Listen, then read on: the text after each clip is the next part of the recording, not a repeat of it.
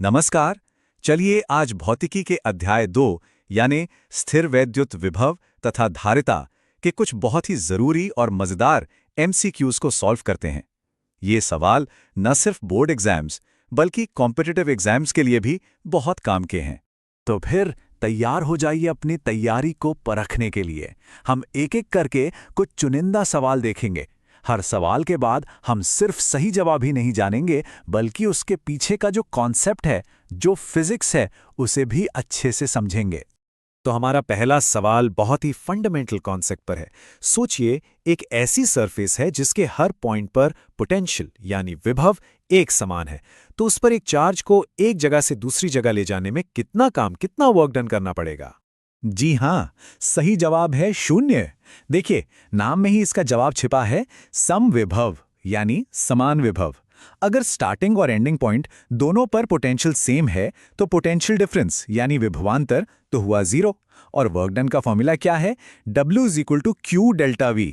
तो जब delta V ही 0 है तो वर्क डन भी 0 ही होगा। ये एक बहुत ही जरूरी पॉइंट है, हमेशा याद रखिए।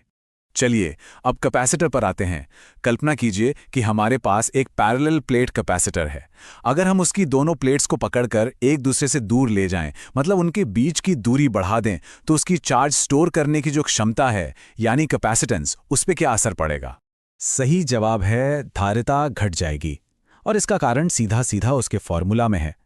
कैपेसिटेंस का फॉर्मूला है C = εA/d। यहां साफ साफ दिख रहा है कि कैपेसिटेंस C दूरी d के इन्वर्सली प्रोपोर्शनल है, मतलब व्युत्क्रमानुपाती।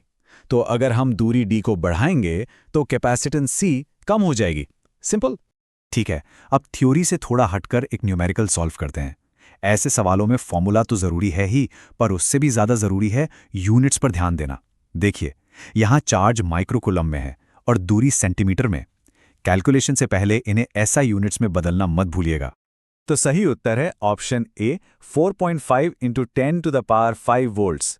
आइए देखते हैं ये कैसे आया। फॉर्मूला हम यूज करेंगे V = K × Q/R, जहां K की वैल्यू होती है 9 × 10⁹। सबसे पहले चार्ज को बदलेंगे कूलम में, जो होगा 5 × 10⁻⁻⁶। फिर दूरी को बदलेंगे मीटर में, जो हो जाएगी 0.1 मीटर। अब बस इन वैल्यूज को फॉर्मूला में रखिए, कैलकुलेट कीजिए और जवाब आ जाएगा। ये एक क्लासिक सवाल है। प्रैक्टिकली हर एग्जाम में किसी न किसी रूप में ये पूछा ही जाता है। सोचिए, अगर हम एक कैपेसिटर की प्लेट्स के बीच जो हवा है उसकी जगह कोई डाइलेक्ट्रिक मटेरियल जैसे कांच या मोम भर दें तो उसकी कैपेसिटेंस का क्या होगा? बिल्कुल, धारिता बढ़ जाएगी। होता यह है कि डाइलेक्ट्रिक स्लैब प्लेट्स के बीच की इलेक्ट्रिक फील्ड को कम कर देता है। इलेक्ट्रिक फील्ड कम होने से पोटेंशियल डिफरेंस भी कम हो जाता है। और क्योंकि C = Q/V होता है, V के कम होने से कैपेसिटेंस बढ़ जाती है। कितनी बढ़ती है? K गुना, जहां K उस मटेरियल का डाइलेक्ट्रिक कांस्टेंट है। चलिए कैपेसिटर्स के कॉम्बिनेशन पर एक और सवाल करते हैं। यहां एक छोटी सी टिप याद रखिए। कैपेसिटर्स का सीरीज कॉम्बिनेशन रेजिस्टर्स के पैरेलल कॉम्बिनेशन जैसा होता है और कैपेसिटर्स का पैरेलल रेजिस्टर्स के सीरीज जैसा। ये याद रखेंगे तो फॉर्मूला कभी गलत नहीं होगा। और सही जवाब है 4/3 μF। जब कैपेसिटर सीरीज में होते हैं तो इक्विवेलेंट कैपेसिटेंस का रेसिप्रोकल इंडिविजुअल कैपेसिटेंसेस के रेसिप्रोकल्स के सम के बराबर होता है, यानी 1/Ceq = 1/2 + 1/4। इसे सॉल्व करने पर 1/Ceq आता है 3/4। और यहीं पर ज्यादातर गलती होती है, इसे उलटना मत भूलिएगा। तो Ceq हो जाएगा 4/3 μF। ये एक बहुत ही कंसेप्चुअल सवाल है। हम सब जानते हैं कि कैपेसिटर एक एनर्जी स्टोरेज डिवाइस है, पर सवाल यह है कि ये एनर्जी आखिर स्टोर होती कहाँ है? क्या वो पॉजिटिव प्लेट पर होती है या नेगेटिव प्लेट पर या कहीं और? सही जवाब है ऑप्शन सी, प्लेटों के बीच मौजूद इलेक्ट्रिक फील्ड में। एक आम गलतफहमी है कि एनर्जी प्लेट्स पर स्टोर होती है, पर असल में कैपेसिटर को चार्ज करने में जो वर्क किया जाता है वो प्लेट्स के बीच में बने इलेक्ट्रिक फील्ड में पोटेंशियल एनर्जी के रूप में जमा हो जाता है। बहुत बढ़िया, हमने कुछ बहुत ही अच्छे और इम्पॉर्टेंट सवालों को हल किया। चलिए एक नज़र डालते हैं कि आज हमने क्या क्या मुख्य बातें सीखीं। तो आज के की टेकअवेज क्या हैं? पहला, इक्विपोटेंशियल सरफेस पर वर्क डन हमेशा 0 होता है। दूसरा, कैपेसिटर की कैपेसिटेंस उसकी ज्योमेट्री यानी प्लेट्स का एरिया और उनके बीच की दूरी और उनके बीच के मीडियम पर डिपेंड करती है। तीसरा, डाइलेक्ट्रिक डालने से कैपेसिटेंस हमेशा बढ़ती है। और चौथा, सीरीज और पैरेलल कॉम्बिनेशन के फॉर्मूलाज को ध्यान से यूज करना है। अच्छा, जाने से पहले एक सवाल, ये थोड़ा सोचने वाला है। मान लीजिए हमने एक कैपेसिटर को चार्ज किया और फिर बैटरी से हटा दिया, मतलब अब उसका चार्ज क्यों कांस्टेंट हो गया? अब इस सिचुएशन में अगर हम उसकी प्लेट्स के बीच एक डाइलेक्ट्रिक स्लैब डाल दें, तो जो एनर्जी उसमें स्टोर थी उस पर क्या असर पड़ेगा? क्या वो बढ़ेगी, घटेगी या उतनी ही रहेगी? और सबसे जरूरी बात, ऐसा क्यों होगा? इस पर थोड़ा सोचिएगा, कॉन्सेप्ट्स और भी ज्यादा क्लियर हो जाएंगे। नमस्कार। तो आज हम करने वाले हैं क्लास 12 फिजिक्स चैप्टर 2 यानी स्थिर वैद्युत विभव तथा धारिता का महाअभ्यास। हम इसके सबसे जरूरी एमसीक्यूज को एक एक करके सॉल्व करेंगे। ये सेशन आपकी तैयारी को फाइनल टच देने और कॉन्फिडेंस को एकदम बूस्ट करने के लिए है। तो सवाल ये है कि क्या बोर्ड्स और कॉम्पिटिटिव एग्जाम्स के लिए तैयारी पूरी है? घबराने की कोई बात नहीं। आज का ये अभ्यास आपको बताएगा कि आप कहाँ स्टैंड करते हैं। तो चलिए खुद को टेस्ट करते हैं। देखिए, आज का हमारा प्लान क्या है। हम कुछ बेसिक रूल्स से शुरू करेंगे, फिर लेवल 1 पर कॉन्सेप्ट्स को समझेंगे, लेवल 2 में फॉर्मूले अप्लाई करेंगे, लेवल 3 में न्यूमेरिकल्स की चुनौती होगी और आखिर में कॉम्पिटिटिव लेवल के सवाल, मतलब पूरा वर्कआउट होने वाला है आज। तो चलिए शुरू करते हैं। सबसे पहले इस खेल के नियम समझ लेते हैं ताकि आप इस प्रैक्टिस सेशन का पूरा फायदा उठा सकें। तरीका बहुत सिंपल है। जैसे ही सवाल स्क्रीन पर आए, सेशन को पॉज करें, अपना ऑप्शन चुनें और फिर प्ले करके सही जवाब और उसका एक्सप्लेनेशन देखें। और हाँ, अपना स्कोर जरूर लिखते जाना। देखते हैं आखिर में टोटल क्या बनता है। तो ये रहा हमारा पहला लेवल, कॉन्सेप्चुअल क्लैरिटी। ये सवाल सीधे एनसीईआरटी के कोर कॉन्सेप्ट्स पर बेस्ड है। आपकी नींव कितनी मजबूत है ये यहीं पता चलेगा। तैयार हैं? ये रहा पहला सवाल। सवाल है, एक समविभव पृष्ठ यानी इक्विपोटेंशियल सरफेस पर एक पॉइंट से दूसरे पॉइंट तक किसी टेस्ट चार्ज को ले जाने में कितना काम करना पड़ता है? आपके ऑप्शंस है ए पॉजिटिव, बी 0, सी नेगेटिव या डी ये चार्ज के रास्ते पर डिपेंड करता है। ध्यान से सोचिए। और सही जवाब है बी 0। देखिए, इक्विपोटेंशियल सरफेस का तो मतलब ही यही है कि उसके हर पॉइंट पर पोटेंशियल सेम होता है। तो जब पोटेंशियल में कोई डिफरेंस ही नहीं है तो work done W = Q delta V भी 0 ही होगा। बहुत बढ़िया। अगला सवाल देखते हैं। इलेक्ट्रोस्टैटिक कंडीशन में एक कंडक्टर के अंदर इलेक्ट्रिक फील्ड क्या होता है? ए सिग्मा बाय एप्सिलॉन 0, बी 0 से ज्यादा, सी बाहर की फील्ड के बराबर या डी 0।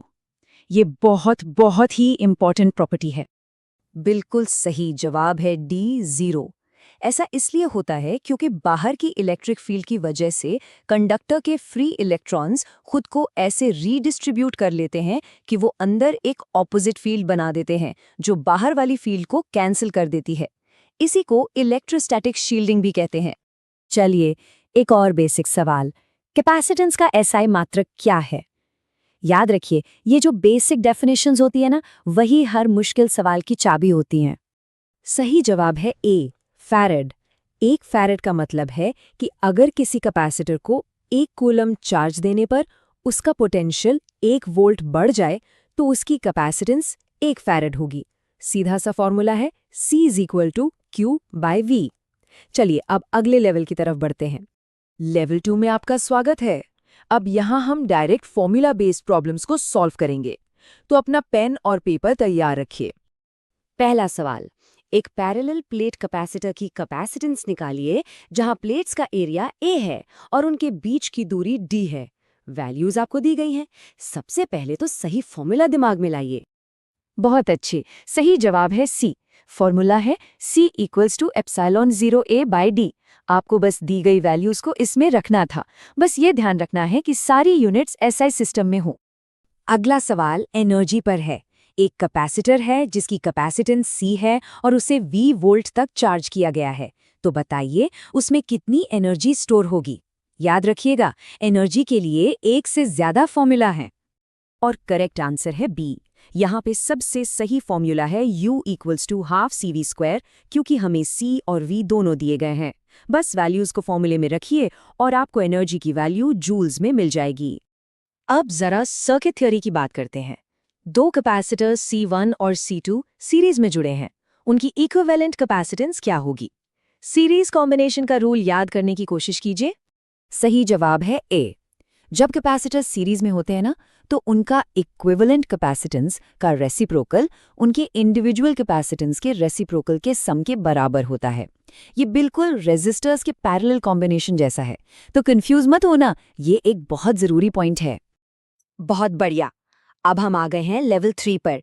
यहाँ के सवाल थोड़े और मुश्किल होंगे और इन्हें सॉल्व करने के लिए एक से ज्यादा स्टेप्स लगेंगे, तो अपना पूरा कंसंट्रेशन बनाए रखिए।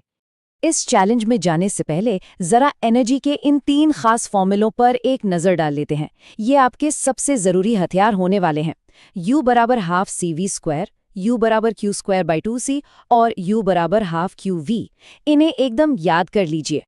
सवाल ये है, एक कैपेसिटर को चार्ज किया गया, फिर बैटरी से हटाकर एक वैसे ही अनचार्ज्ड कैपेसिटर से जोड़ दिया गया, तो अब सिस्टम की फाइनल एनर्जी क्या होगी? ये एक क्लासिक प्रॉब्लम है जो law of conservation of charge पर बेस्ड है। और सही जवाब है डी।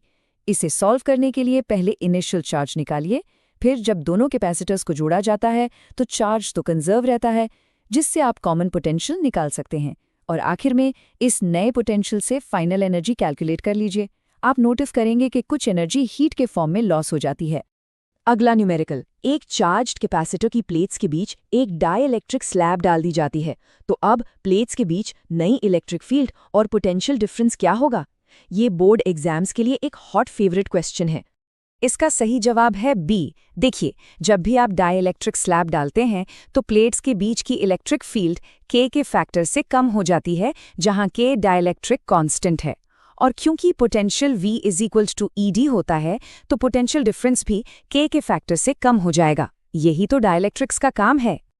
और अब फाइनल राउंड। ये सवाल JEE और नीट जैसे कॉम्पिटिटिव एग्जाम्स के लेवल के हैं। ये आपके कॉन्सेप्ट्स का असली टेस्ट होगा। चलिए देखते हैं। स्क्रीन पर दिए गए इस कॉम्प्लेक्स कैपेसिटर नेटवर्क को देखिए। आपको पॉइंट A और B के बीच इक्विवेलेंट कैपेसिटेंस निकालनी है। पहली नज़र में ये मुश्किल लग सकता है, लेकिन कोशिश कीजिए कि इसमें कोई सिमेट्री या कोई छिपा हुआ पैटर्न मिल जाए। सही जवाब है सी। अगर आप ध्यान से देखें तो ये एक बैलेंस्ड व्हीटस्टोन ब्रिज है। इसका मतलब ये है कि बीच वाली ब्रांच से कोई चार्ज फ्लो नहीं करेगा और हम उस बीच वाले कैपेसिटर को हटा सकते हैं, और उसके बाद ये सर्किट एकदम सिंपल हो जाता है। ये रहा फाइनल क्वेश्चन। एक कैपेसिटर की प्लेट्स के बीच फोर्स कैलकुलेट कीजिए जब एक डाइइलेक्ट्रिक स्लैब को आधा अंदर डाला गया हो। ये कॉन्सेप्ट और न्यूमेरिकल दोनों का एक बेहतरीन मिक्सचर है। इसका सही जवाब है ए। देखिए, इस तरह की प्रॉब्लम्स को सॉल्व करने का सबसे अच्छा तरीका है energy method. Force stored energy के डिफरेंशिएशन के नेगेटिव वैल्यू के बराबर होती है, यानी F = -du/dx। ये एक एडवांस्ड कॉन्सेप्ट है, लेकिन कॉम्पिटिटिव एग्जाम्स के लिए बहुत जरूरी है। शानदार! आपने सारे लेवल्स पार कर लिए हैं।